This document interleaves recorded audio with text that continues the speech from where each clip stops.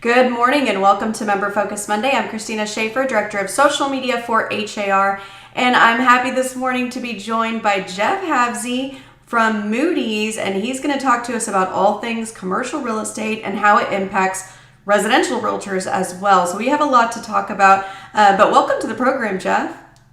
Thank you for having me, Christina, excuse me. Happy Monday. Hope you're having a lovely day there in Houston. It's beautiful here in suburban Boston. Yes, thank you so much for joining us from afar this morning. And you know, again, this is your first appearance on our program. We often focus on residential real estate, but obviously commercial does have an impact on where people move, which we'll talk about today, where people work. So it really is an important part of kind of real estate as a whole. So we're excited to dive into it with you. Also, you're going to be speaking at an HAR event next month, which you can tell us about later in the program. And of course, we'll share all the details for the people tuning in the comments. But before we dive into everything, Jeff, tell us a little bit about yourself, who you are and what you do. All right, thank you. So I said with Moody's, I'm the industry practice lead for commercial real estate. I've been with Moody's for about 3 years now. Prior to joining Moody's, I was CBRE's chief economist for the Americas, which brought me out to Boston, and I ran their forecasting unit. Prior to that, I worked at a couple of different jobs. I was with what was LaSalle Partners, now became part of JLL. But my first job out of school was designing new financial products at the Chicago Board of Trade. I started working on a real estate futures contract, which is how I ended up in commercial real estate. So a little bit of a different winding path, but it's been a great experience. That's wonderful. All things always tie back to real estate in some way, we find. Well, very good. So, you know, in the last 4 years, really since, I guess it's maybe since about April 2020, people started thinking about the office market, right? And we've seen so many headlines since then about the office market. What is the current status of the office market, and exactly how many offices do we need in this current environment? So that's a really interesting question, and it's a very complex question, right? Because everybody says, oh, office is dead, we're done with office. We know it's not that simple. I heard a great line the other day, and it applied to retail, but it was repurposed, which is, office isn't overbuilt, it's currently under demolished. So we have a problem in that we have too many old offices, but we still need office. And you look, we're still building new office buildings. But those new office buildings we are building today are very different than some of that older Class B, Class C, even lower space. So the office market is struggling. Vacancy rates are high. They're above 20% nationally. Obviously, it varies market to market. But what you're seeing is companies realizing I need some type of hybrid solution. Now, there are some totally remote and some 5 days a week in the office, but most companies are trying to find out what is the right number for me. And even within a given company, it may vary by department, right? So there's department, but there's value, right, to prep for this. I put my head down, I was looking at some data. I don't need to be in the office, right? I can do that alone and I can save the commute time. The flip side of that is when I'm in the office and I run into colleagues and I see not only my team, but those accidental interactions, there's a lot of value there. You know, I bumped into somebody, we started talking, and we realized, hey, wait, if we work together, we can solve this other thing. Those things happen and they increase productivity, they increase economic growth. The other thing that we see is training really matters.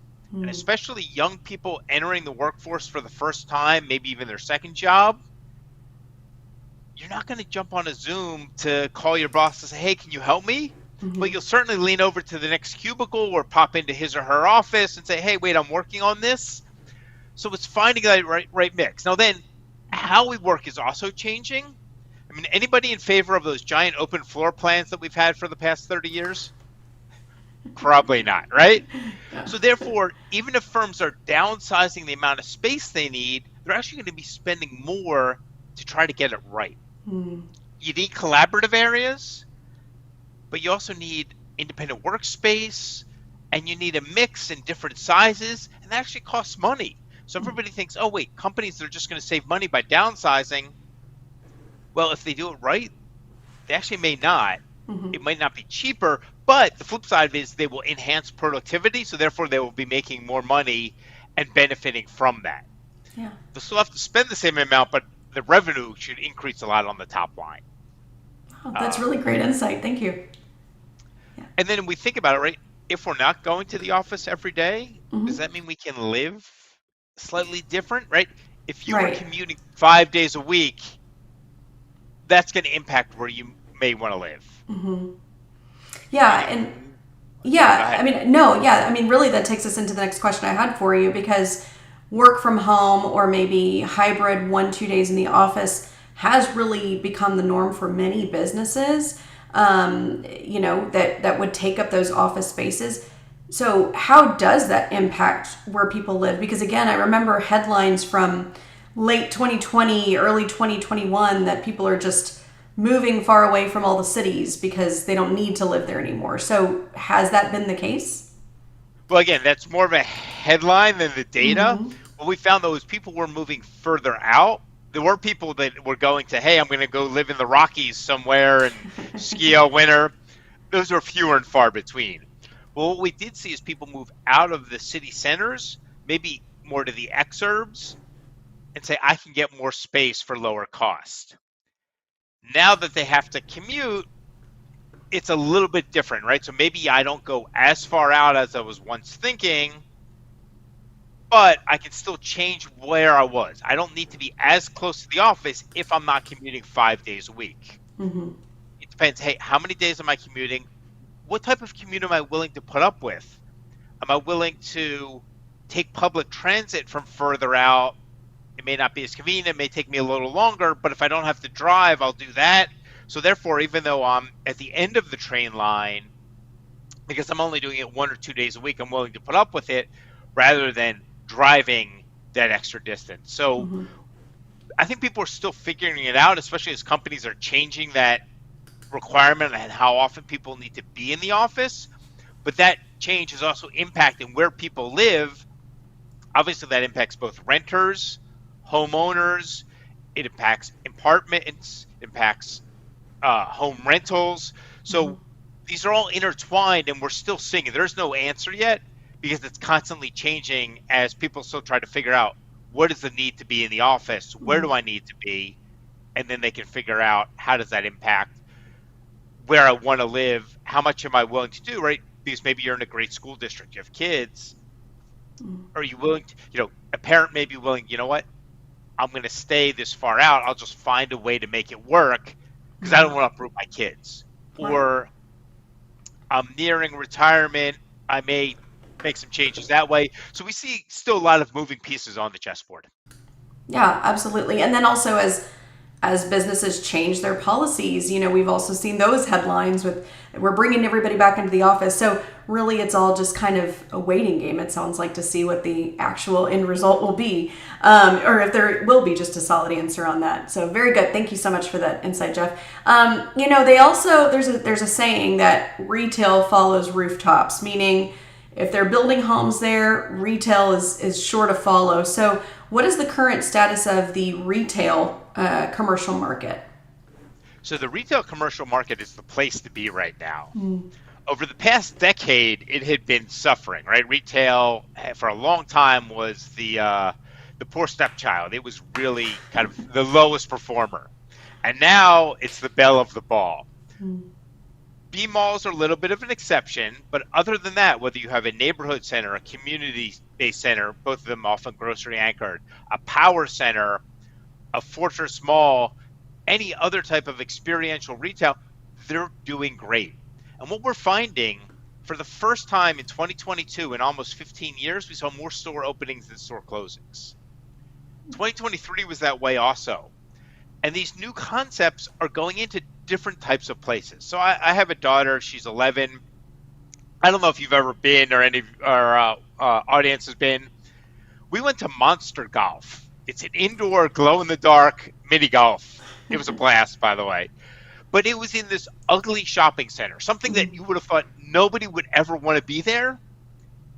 But given the concept, it worked out fine. And we're seeing more of those types of things where the outside of the center doesn't necessarily have to be as pretty, and we're getting space taken up in some of these non-traditional or some of these lower, what would have been lower level retail, Mm-hmm. in what might have been a failed or a failing type of center before. We haven't built that much retail. That's starting to change as we see, obviously, with new developments in the further exurbs or redevelopments. But for a while, retail, there wasn't a lot. We now have greater demand, and that is influencing the retail market. Rents are rising. We're also seeing a lot more mixed use. So you may take that older failed mall, you're seeing it change in the type of retail it is. You're seeing residential go in there, and that can be both for sale residential, for rent, or a combination. Depending on the plot of land, you can have multi-story or single story. So you're getting a mixed use with a component of retail, a component of residential, and potentially office or hotel, depending how big that site is. The other thing we're seeing too is in the suburbs more than in the cities, some of these older office buildings that are being knocked down and repurposed, you're putting in residential there, but you're also putting in retail as part of that.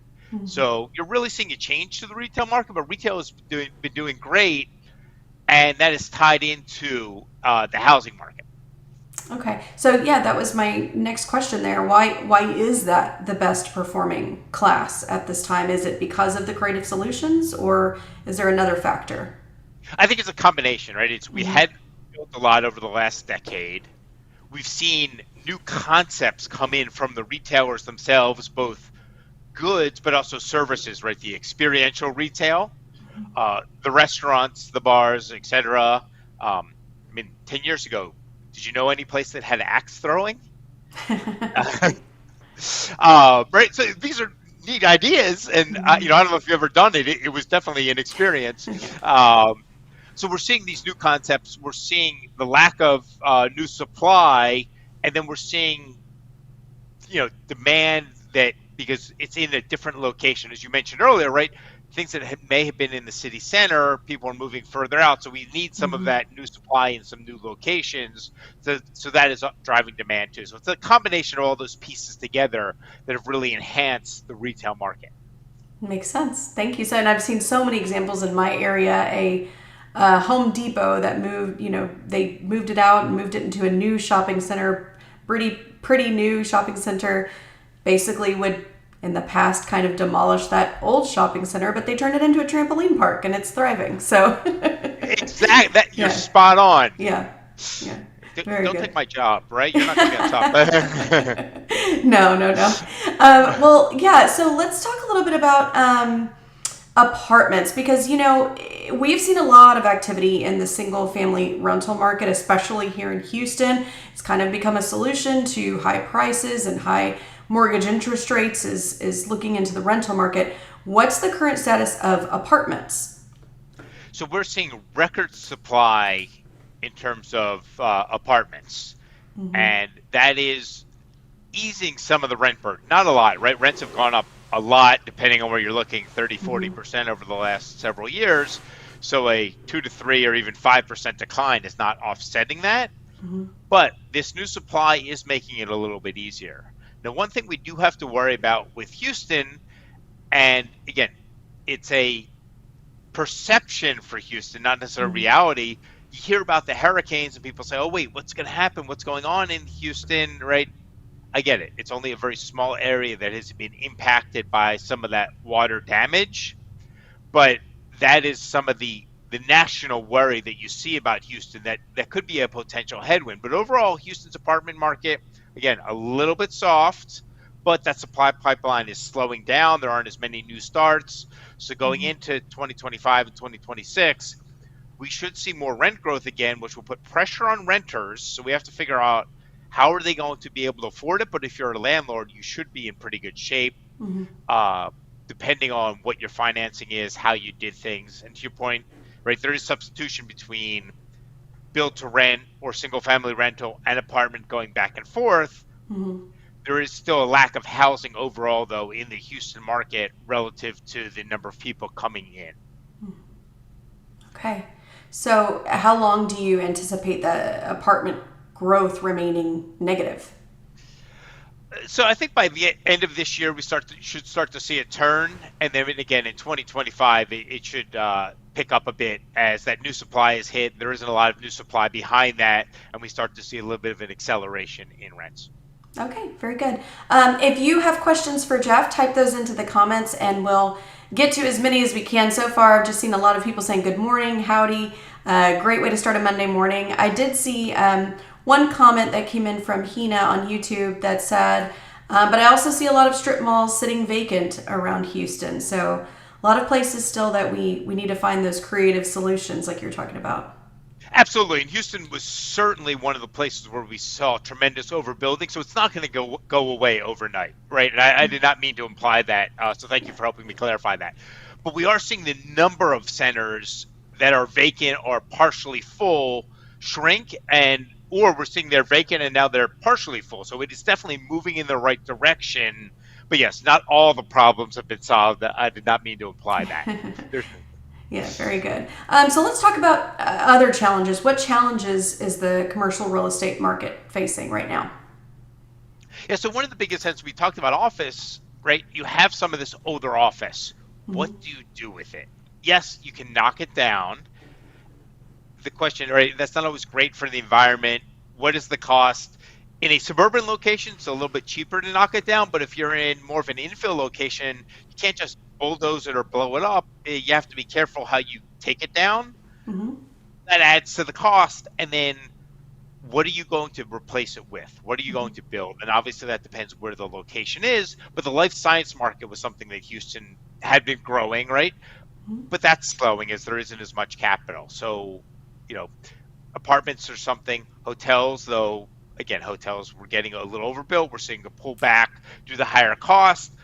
So the question is, how do you repurpose some of that older office space? Can you repurpose the existing building, or do you have to knock it down? And then what do you do with that? How do you handle parking if you're changing the use case? How do you handle getting people in and out if it's not parking, but ingress, egress? So it is a little more challenging. It doesn't mean that it can't be done, but it's just something that we need to work through. Mm-hmm. Houston's a little bit easier than some other markets in the country. There's some other places in the Northeast and the Midwest where it's a little more challenging in terms of zoning and to get the permitting done. But there's still some headwinds there because it's not just snap your fingers and it happens. Yeah. So that's one of the things. And as I mentioned earlier, one of the things that has come up recently, I've heard, is this impression of Houston as, it gets hit by a hurricane every year. Mm-hmm. So that I worry a little bit about for Houston. Now, the flip side of that, Chevron's coming, right? Mm-hmm. Now, Chevron is building bringing a ton of new jobs, but the fact that it's bringing a headquarters from a major corporation in the S&P 500 and all the auxiliary services that are going to go with that, the lawyers and the accountants and even the caterers to bring in lunches, that's great for Houston. So you do have that, and that's a tailwind that really will help. But that alone isn't going to bring a ton of jobs right away, but it does raise Houston's profile in the global marketplace where it is competing against these other cities. So that is helpful. So you have kind of two things that are pushing against each other at the moment. Very good. We had a question that came in from Mario. He's asking, what do you see as potential rate reductions by the feds? Everybody's favorite question. When's the Fed going to lower my interest rate? Yeah. I expect one this year. Now, it's funny. There are economists who are more optimistic than I am. Now, again, when you hear the words economist and optimistic in the same sentence, it's against the union rules. I'm just saying. But I'm just expecting one rate cut this year. We may see one depending early 25. It could roll into the very end of 24 in December. But we're likely to see something in September and then nothing, given the election. The Fed doesn't want to politicize that. It's not going to dramatically change rates, but it does send a signal. And again, similar to talking about the Chevron, even though it's not bringing tons of jobs, it's a signal to the market. It says Houston is still here and we're a player. The Fed cutting rates sends a signal to the market. Hey, things are going to ease going forward. It helps in terms of financing. So psychologically, it'll be a big thing for the market, even if it's only one rate cut that doesn't change the math, but it just changes the psychology. Okay. Thank you for that. A couple more questions that came in, or actually there's a comment here from Nellie who practices commercial. She said, yes, I have commercial real estate clients that don't want to look at moving to Houston because the insurance is too high.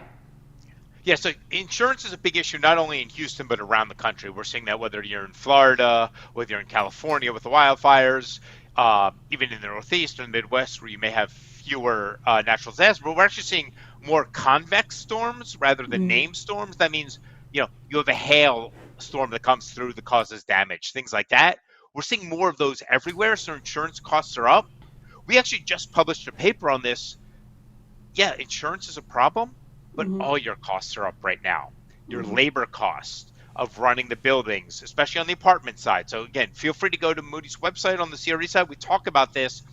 Your capital costs are going up of fixing up apartments. As I mentioned, your property management costs, your property taxes. So it's not just an insurance thing, it's all of these costs that are higher. So you're getting squeezed with higher expenses, lower rent. There's pressure in the market right now. Insurance is part of that, but it's not the only thing, unfortunately. Okay, very good. A few other comments here. We just talked about apartments, but we may have missed this. Julia asked, do we have an oversupply of apartment buildings in Houston? How long will that last? So can you just give us a brief recap on what you said there? There's definitely not an oversupply of apartments, but the supply, given the expectations of where rents would be relative to those construction, right? So rents have gone up dramatically, and then people assumed when they built some of those new apartments, rents would keep going up. They are going to have some issues depending on how they did their financing. So you may have some pressure within the apartment market, right? There was a big 1031 buyer who over leveraged because they did a poor job of financing. You're going to see more stories like that.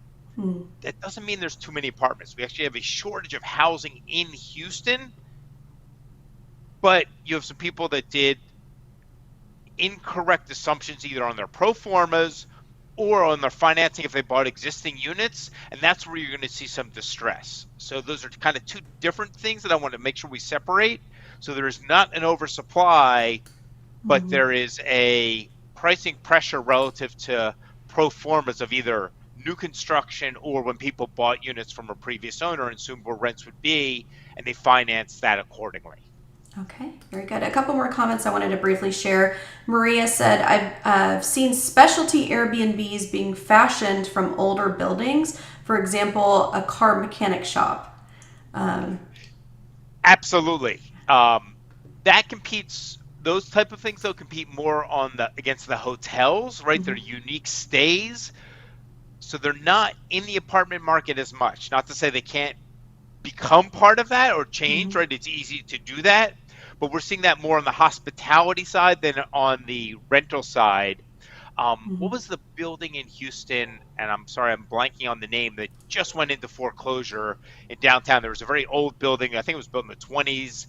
It's a very cool, like that to me is a building that may be converted to apartments. And a couple of them may become either Airbnbs or a hotel operator may take a few floors. So that's a great idea where you can get a conversion of a cool old building that's got cool trim and things like that versus your 1960s office building where like, oh God, why would anyone? All right, very good. Another just quick comment from Nellie. She said she has seen an increase in second generation restaurant clients. So she's seen that growing for her. I didn't have a question for you on restaurants, but is there anything you want to share on that sector? I think that's part of that new concepts. We're seeing a number of them. For a while, there was the combined kitchens for delivery. We're actually seeing that market soften a lot now, so that's a risk. But the individual restaurants in locations, we're seeing all sorts of new concepts. In addition to sometimes we're seeing combined. The example that I like to give because it works nationally is sometimes you'll see a Baskin and Robbins partner, right? Because ice cream is not sold year round. They were partnered with like a Dunkin' Donuts, right? So you can shift the risk. We're seeing that with restaurants where there may be some savings or combination in the back, but it's two different restaurants next to each other in other places. Okay, thank you. Another question that came in. in multifamily. Actually, Dylan was asking, I don't know if you talked about this, but what are you seeing in multifamily? When I'm working with my investors, not many deals make sense because of the financing costs or mortgage. Can you share any insight in the multifamily sector? Right, and that's kind of what we were just Yeah. discussing with the Yeah. apartments, right? Where financing costs are high. Mm-hmm. Not only is it insurance, but it's also labor costs, capital costs, things like that. And rents, it sounds like his investors are cautious, which makes sense. So Mm-hmm. they didn't assume great rent growth. It's hard to get it to pencil out right now, given where the financing costs are, the expenses are, and the assumed rent growth. There aren't as many. Now, that being Mm-hmm. said, there are people that did this 2 years ago that made some bad assumptions. Mm-hmm. Some of those distressed properties may be coming to the market, Dylan. So you may be able to have your clients find some distress. Now, there's a fair amount of capital that's going to be looking on that at that, so you might have some competition. As I Mm-hmm. mentioned, there was the big 1031 in Houston that I had to give back. So there may be opportunities where people made bad decisions, and then you can help clean up their mess and get your investors properties with good underwriting because they did bad underwriting. Okay. Thank you for that. So we obviously for this program we do have a lot of residential real estate agents as well as commercial. But for those residential real estate agents that maybe practice commercial part time or they've been considering commercial, what advice do you have for residential realtors that might be interested in commercial? I think one of the biggest things is understanding the market and understanding where you can add value. So saying not Mm-hmm. only is it, hey, here are the properties, but here are the trends in the market. Here's what we're seeing. Here's some nuances. So being a trusted advisor, Mm-hmm. not just a broker. You need to be able to say, you know what? Walk away from that one. That is a bad decision for you rather than saying, yeah, I want the deal. No, no, no. Commercial ends up being a repeat business. Mm-hmm. So by being a trusted advisor and gaining the trust of your clients, by understanding trends, by understanding the nuances in the market, you really almost become their partner and both of you benefit from that. But it takes some work in that you need to learn the nuances of whatever you do, whether it's industrial, whether it's retail, whether it's apartment, in addition to selling single family, Mm-hmm. but understanding all those influences, the demographics, GDP growth, and that can make you as a trusted advisor rather than just a broker. And then they can rely on you more, and that will lead to greater repeat business. Excellent, excellent advice. Question here from TJ. How is the industrial market going to evolve when they stop building all these new 100,000 square foot tilt wall projects all over town? Thank you, TJ. So I'm going to get on my soapbox, and this is one of my little things here. Is everybody thinks, oh, industrial is great, and it is doing well, and we're buying more, online. However, if you've noticed, the roofs keep rising. So we need to stop thinking about square footage and think about it in cubic feet. Mm-hmm. So if the roof had been 24 feet on that 100,000 square footer that TJ is talking about, and now it's a 32-foot roof, you've increased the cubic space a lot more. And Mm-hmm. what you have is racking systems that are more expensive than the buildings themselves.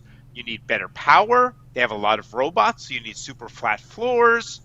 So we're really seeing a more advanced industrial sector, and that's going to lead to greater functional obsolescence sooner for some of the buildings that do not have that. So it's something to really watch, and understanding those types of nuances, I think, is going to be really important. Over the past decade, you could buy any industrial, rising tide, didn't matter. Mm-hmm. That's not going to be the same going forward. You're going to have to be much better, much smarter, and understand, does my building have the latest technology? Can it handle the latest generation of robots and racking where I may have fewer people and more automation? And can my Mm-hmm. building do that to get in? Okay, great, great insight. Another question here from Nellie. Do you see a big issue with the multifamily syndication deals that were acquired in the 2020 to 2022 becoming an issue for the banks, refinancing, disposition?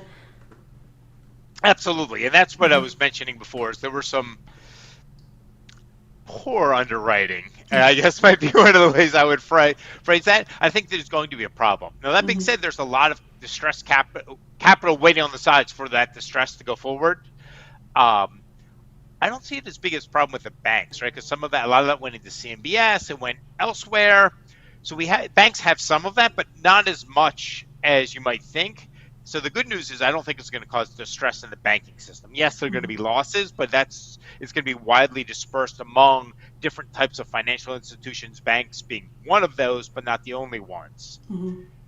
They will have trouble refinancing, and again, a lot of times some of those 1031s or syndications cannot raise additional capital, but there's going to be people waiting on the sidelines to go take advantage of that. So I actually see that clearing, and I see some people making some money to take advantage of some of that poor underwriting from previous or poor financing decisions. They went with floating rate 2021, and it moved up significantly. Okay, very good. Another quick question here.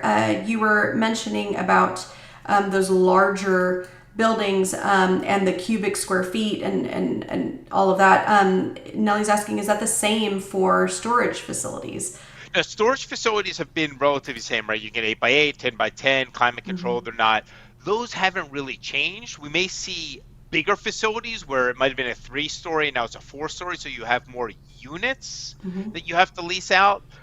But those size of those units aren't changing. Now, the mix may be, right? Somebody may have said, hey, I had more 8x8s before, now I have more 10x8s or 10x10s. But it's not moving up in terms of cubic feet the way we're seeing it on the industrial side. Okay, very good. So I wanted to hear from you a little bit about what to expect. I know you're speaking at an event here in Houston next month.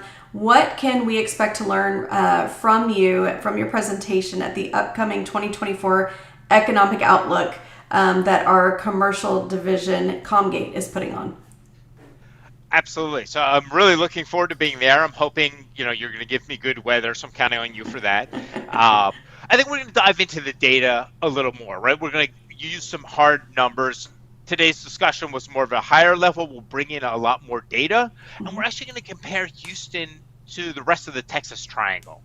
I really think that's important, right? How does Houston compare to Dallas? And I don't just mean relative to the Cowboys or relative to the Rangers, but I think we'll look to see how does Houston, Dallas, San Antonio, and Austin compare, where their strategic advantages for which market, why. So I think that'll be really interesting. In addition to the national outlook, we'll dive in a little more on interest rates.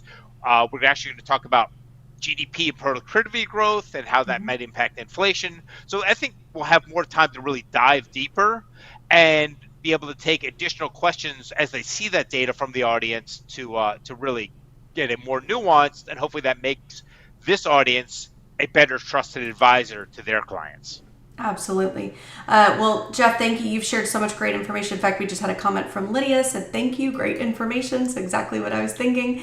Is there anything else that you would like to share with our audience today? I just want to say, I think it's important to always stay on top of what's going on in the market, right? Because things change so quickly, and just when you think you know it, right, some new data comes out.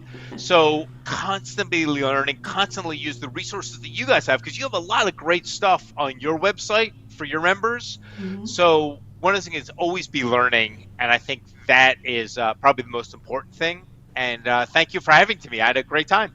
Absolutely. Well, another way to learn is to attend that 2024 Economic Outlook. We did share a link to that in the comments, so be sure to click that button and go check it out. It is, again, a great economic outlook that you're going to hear from Jeff, and also a networking opportunity. So great for commercial realtors, but also those residential realtors that have an interest in commercial. So be sure to click that link in the comments and go check that out. Again, a lot of thank yous rolling in the comments. We truly appreciate everything that you had to share with us today, Jeff.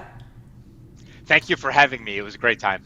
Absolutely. Well, before we go, I just want to let everyone know that next Monday, the 19th, we are going to have HAR's legal counsel, Grant Harpold, back on the program. He's going to share all of the updates, everything you need to know regarding the NAR settlement and the MLS changes that are taking place later this week. He's going to fill us in on everything that you need to know. So be sure to tune in next Monday at 9 a.m. Have a great week, everyone. Bye-bye.